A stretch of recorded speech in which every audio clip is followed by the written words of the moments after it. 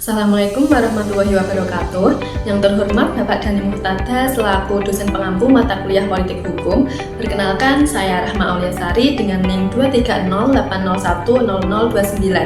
Pada video ini saya akan membahas mengenai politik hukum pada era reformasi, khususnya mengenai karakteristik dan hubungan antara konfigurasi politik dan produk hukum, serta membandingkan politik hukum pada masa Presiden. Menurut Mahfud MD, konfigurasi politik yang demokratis cenderung menghasilkan produk hukum yang responsif, sedangkan konfigurasi politik yang otoriter cenderung menghasilkan produk hukum yang konservatif. Pada era reformasi dimulai pada 1998 setelah berakhirnya pemerintahan Orde Baru. Karakteristik konfigurasi politik pada era ini ditandai dengan demokratisasi, keterbukaan politik, kebebasan pers, penguatan masyarakat sipil, serta pembatasan kekuasaan presiden melalui mekanisme checks and balance. Selain itu, Amandemen UUD 1945 juga memperkuat prinsip negara hukum dan demokrasi. Selanjutnya, karakteristik produk hukum pada era reformasi umumnya lebih responsif terhadap tuntutan masyarakat.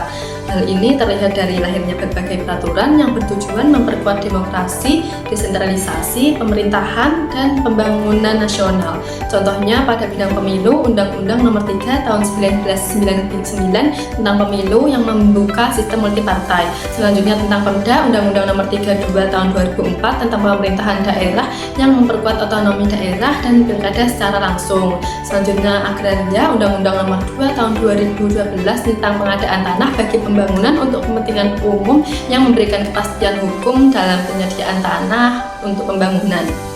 Selanjutnya, hubungan antara konfigurasi politik dan produk hukum dapat dilihat dari kenyataan bahwa semakin demokratis konfigurasi politik suatu pemerintahan, semakin besar peluang lahirnya produk hukum yang responsif terhadap kebutuhan masyarakat. Sebaliknya, ketika kekuasaan politik lebih dominan, produk hukum cenderung lebih mencerminkan kepentingan pemerintah. Jika dibandingkan antar presiden pada era reformasi, yang pertama pada masa Presiden B.J. Habibie, konfigurasi politik sangat demokratis karena Indonesia sedang memasuki masa transisi dari Orde Baru menuju sistem yang lebih terbuka. Politik hukum pada masa ini berfokus pada demokratisasi. Produk hukum yang menonjol adalah Undang-Undang Nomor 3 Tahun 1999 tentang pemilu yang membuka sistem multipartai dan melahirkan pemilu 1999 yang lebih demokratis. Hal ini menunjukkan bahwa konfigurasi politik yang terbuka menghasilkan produk hukum yang responsif terhadap tuntutan reformasi. Kedua, pada masa Presiden Susilo Bambang Yudhoyono, konfigurasi politik relatif stabil dan demokratis karena sistem demokrasi pasca reformasi mulai terkonsolidasi. Politik hukum diarahkan pada penguatan demokrasi dan otonomi daerah.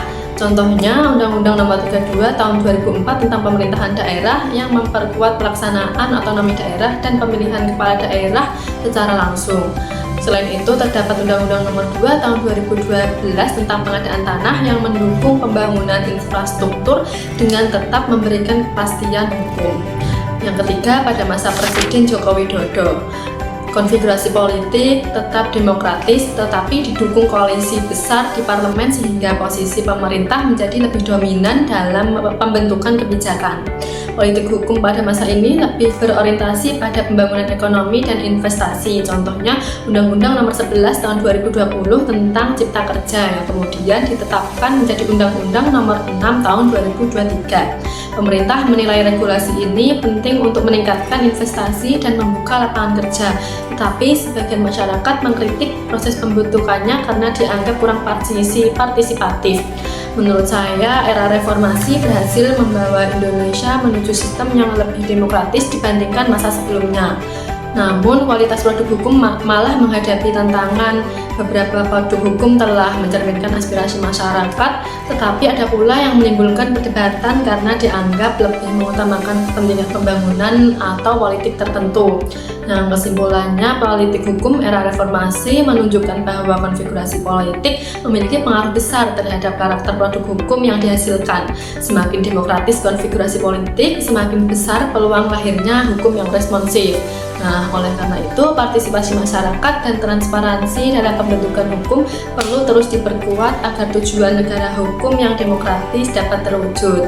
Sekian dari saya, terima kasih. Assalamualaikum warahmatullahi wabarakatuh.